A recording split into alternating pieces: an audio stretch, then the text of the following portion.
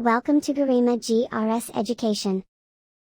हाँ जी, आज चलेगा थर्मोडायनेमिक्स में work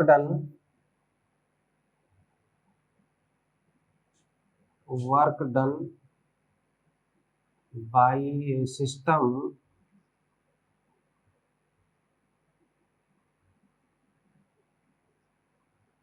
during a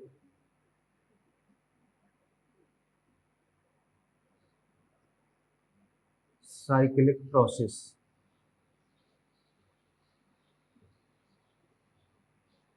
work done by A system यानी कि निकाय द्वारा किया गया कार्य ड्यूरिंग ए साइक्लिक प्रोसेस, चक्रीय प्रक्रम में निकाय द्वारा किया गया कार्य। तो ये चक्रीय प्रक्रम क्या होता है, पहले इसको समझें। देखिए, अगर कोई भी सिस्टम दाब और आयतन की अनेक स्थितियों से स्टेज से गुजरता हुआ वापस पुनः स्थिति में चला जाए, अपनी प्रारंभिक स्थिति में चला जाए, ये जैसे मान लो ये इसकी प्रारंभिक स्थिति है डी और ये इसकी है फाइनल स्टेट सी, और सी से फिर ये यहां आ जाए, ऐसे जाएगा और ऐसे वापस आ जाएगा। इसको ई मान लेते हैं और इसको एफ मान लेते हैं। तो ये डी से DEC जो इसका मार्ग है वो एक्सपेंशन हो रहा है गैस में। ये है इधर P और ये है V, प्रेशर एंड वॉल्यूम। तो इसका जो प्रेशर है वो, और ये है वॉल्यूम स्टार्टिंग वाला D पॉइंट, और ये है V, और यहां पर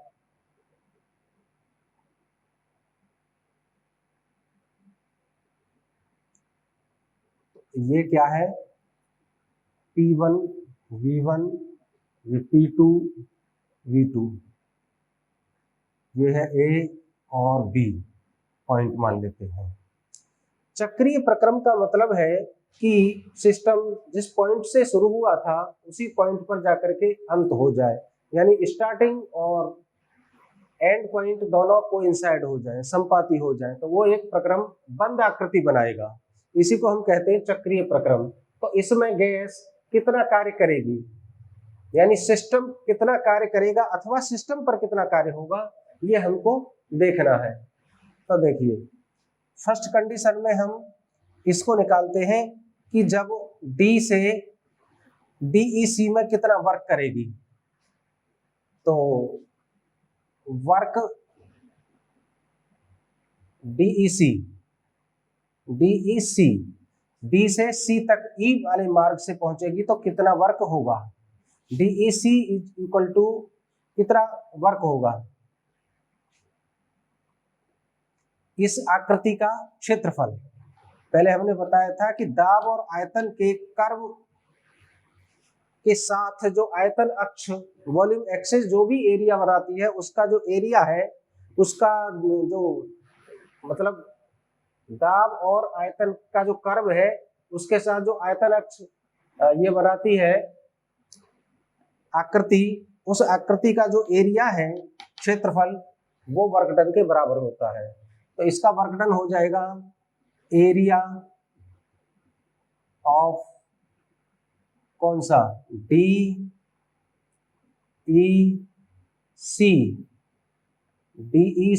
और आयतन अक्ष यहाँ BA, ये हो जाएगा। अब C से D तक वापस जाने में कितना कार्य करना पड़ेगा, और ये होगा प्लस का प्लस, क्योंकि इस जगह वॉल्यूम का एक्सपेंशन हो रहा है,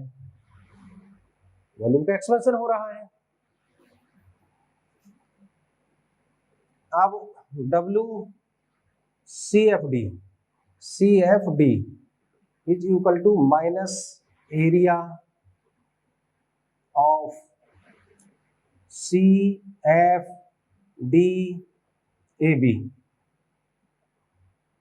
सी एफ डी ए बी इसका एरिया, पहले यहां तक था एरिया, अब केवल इतना है, इतना ये वाला एरिया। तो नेट वर्क डन कितना हो जाएगा, network W is equal to हो जाएगा ये W D E C minus W C F D, ये दोनों ऐड हो जाएंगे, ये माइनस का है इसलिए घट जाएगा ये, और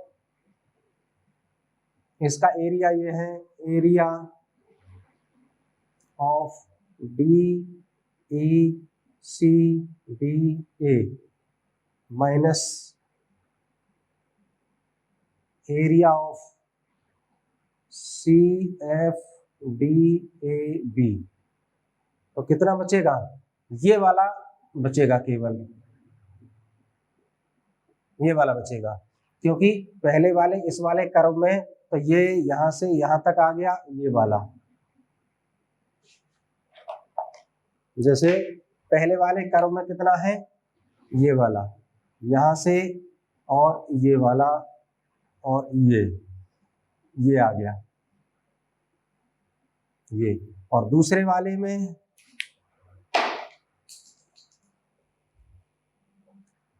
ये आया है, ये और ये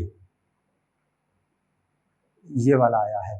तो इस बड़े वाले में से इसको माइनस कर देंगे तो ये बचेगा, तो इसका एरिया आएगा कितना, area of D E C F, ये D E C F D, तो ये एरिया पॉजिटिव होगा, यानी वर्क डन ये बंद आकृति के बराबर होगा, इसकी जो बंद आकृति है यही है चक्रीय प्रक्रम में किया हुआ कार्य। अब इसमें प्लस और माइनस कैसे निकालते हैं कि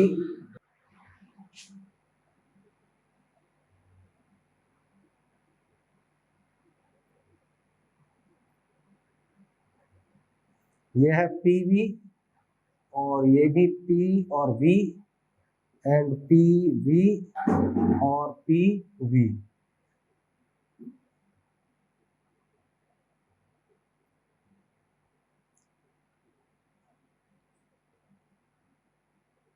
इसका अगर पीवी कर्व का जो ट्रेसिंग है क्लॉकवाइज होता है तो प्लस का डेल्टा डब्ल्यू, ये क्लॉकवाइज है, और यही चीज अगर एंटी क्लॉकवाइज हो जाए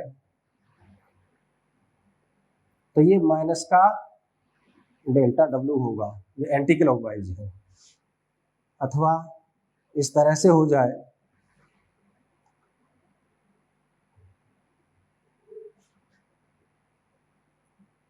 ये क्या है क्लॉकवाइज, तो प्लस का डेल्टा डब्ल्यू, और ये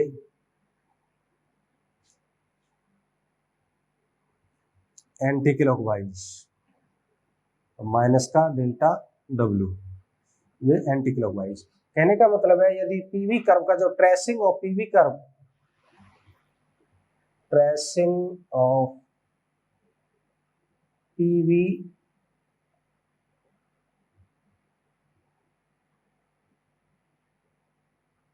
कर्व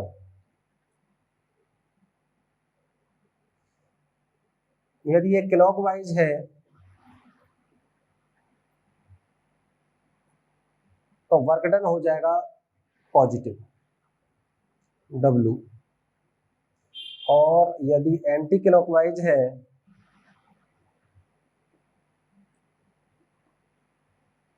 तो वर्क डन हो जाएगा नेगेटिव।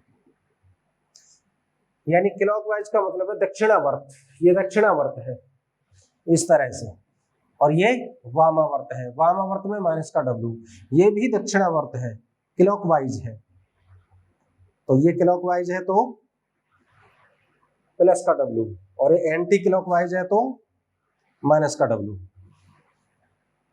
ये होता है क्लॉकवाइज, इस तरह से क्लॉकवाइज है, और ये होता है एंटी क्लॉकवाइज, ये एंटी क्लॉकवाइज है ये, ठीक है। ये क्लॉकवाइज है यानी दक्षिणावर्त है, और ये वामावर्त है। तो ये पीवी कर्व का जो ट्रेसिंग है, जो अनुरेखण है, अगर क्लॉकवाइज होता है तो कार्य नेटवर्क धनात्मक होगा, और एंटी क्लॉकवाइज होता है तो ऋणात्मक होगा। धनात्मक वर्ग का यानी कि पॉजिटिव वर्ग का मतलब है कि सिस्टम कार्य कर रहा है और वॉल्यूम में एक्सपेंशन हो रहा है, और एंटी क्लॉकवाइज का मतलब है कि ये इसमें संकुचन हो रहा है, कॉन्ट्रैक्शन हो रहा है या कंप्रेस हो रहा है वॉल्यूम। तो ये एंटी क्लॉकवाइज में ट्रेसिंग इसका पीवी कर्व का अगर एंटी क्लॉकवाइज है तो माइनस का वर्क होगा नेटवर्क ये। तो ये था work done by A system during a cyclic process, किसी निकाय द्वारा चक्रीय प्रक्रम में किया गया कार्य। ठीक है, हाँ जी। अब क्या चलेगा,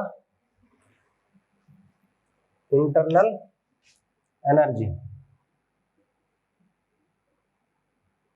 internal energy of A thermodynamic system. Thermodynamic system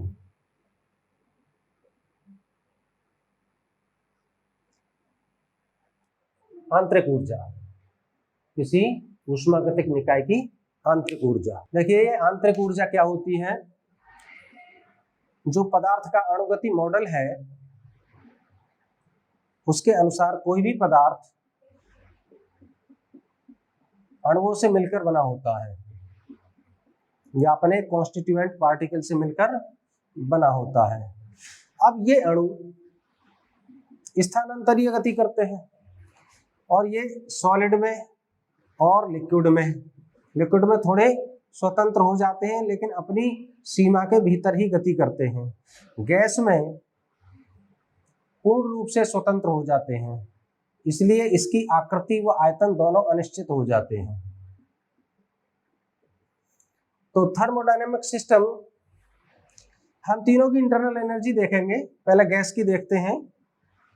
तो इसका क्या है कि ये अगर गैस मोनो एटॉमिक है, मोनो एटॉमिक जैसे He, Ne, helium, neon. Mono atomic का मतलब है एक परमाणु, यानी कि जिस गैस के अणु में केवल एक ही परमाणु है, ठीक है। तो वे तो ट्रांसलेटरी मोशन करते हैं, ट्रांसलेशनल मोशन, और डायटोमिक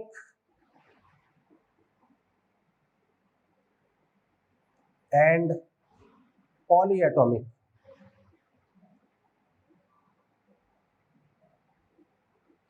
ये क्या करते हैं, जैसे O2 है डाइएटॉमिक है, N2 है डाइएटॉमिक है, O3 है ट्राइएटॉमिक है। तो ये कौन कौन सी गति करते हैं, ये करते हैं ट्रांसलेशनल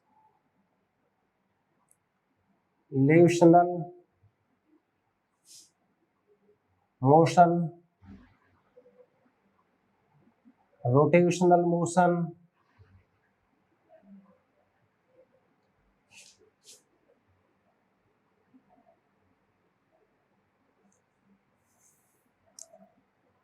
और वाइब्रेशनल मोशन। अब आती है बात इंटरनल एनर्जी की। तो इंटरनल एनर्जी क्या होती है,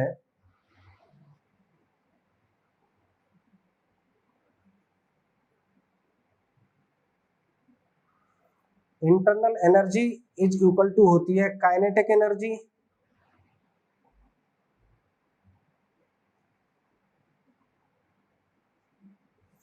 प्लस पोटेंशियल एनर्जी।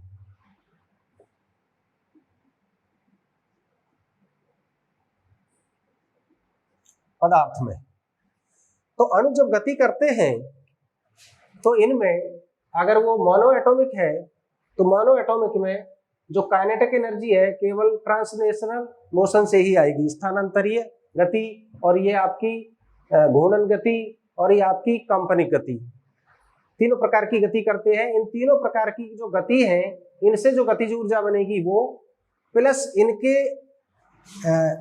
एक दूसरे के जो इंटरमोलिकुलर फोर्स है, जो अंतराण्विक बल है, उसके कारण स्थितिज ऊर्जा भी होती है। तो स्थितिज ऊर्जा वो वाली due to intermolecular force and kinetic energy due to motion as translational motion, rotational motion और वाइब्रेशनल मोशन, जो भी है ये सब है गति। तो इसकी जो गतिज ऊर्जा और स्थितिज ऊर्जा दोनों को मिलाकर के हम उसकी इंटरनल एनर्जी कहते हैं और इसको U से डिनोट करते हैं, कैपिटल U से। ठीक है, अब बात आती है मोनो एटॉमिक की। तो मोनो एटॉमिक में तो यही होगा, प्लस स्थितिज ऊर्जा होगी इसकी। अब डाई एटॉमिक या पॉली एटॉमिक गैसों में ये सब स्थानांतरीय गतिज ऊर्जा, घूर्णी गतिज ऊर्जा और कंपनिक गतिज ऊर्जा प्लस उसकी स्थितिज ऊर्जा। अब किसकी अधिक होती है ये देखते हैं। तो गैसों की, ये गैस है, ये लिक्विड है और ये सॉलिड है। तो आंतरिक जो ऊर्जा होती है वो होती है गैस की, U gas is greater than U liquid is greater than U solid. Number 1 तो ये बात है। ठीक है, ठोसों में बहुत कम कंपनिक गति रह जाती है, इसमें थोड़ी स्थानांतरीय गति होती है, ट्रांसलेशनल मोशन, और इसमें वाइब्रेटरी, ट्रांसलेशनल और रोटेशनल। ठीक है, तो इनकी गतिज ऊर्जा अधिक होती है।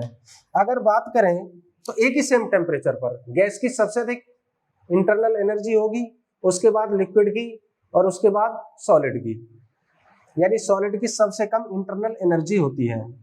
दूसरी बात, अगर हम बात करें LPHT, लो प्रेशर और हाई टेम्परेचर पर गैसों का जो बहुत अणु काफी दूर दूर होते हैं, यानी एक्सपेंड हो जाती है गैस, विरलित हो जाती है, तो उसकी गतिज ऊर्जा काफी अधिक होती है।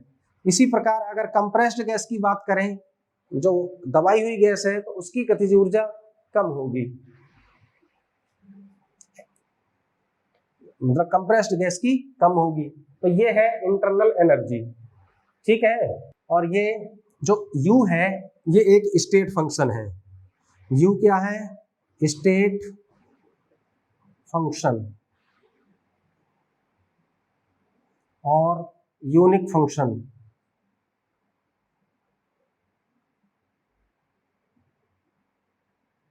यानी अवस्था फलन है ये, कि निकाय ने अगर स्थिर साम्य अवस्था में निकाय की जो आंतरिक ऊर्जा है वो निश्चित होती है, ये इस बात पर डिपेंड नहीं करती कि वो किस प्रकार से प्राप्त हुई है साम्य अवस्था, भले किसी भी प्रकार से प्राप्त हुई हो, लेकिन ये अवस्था पर डिपेंड करती है।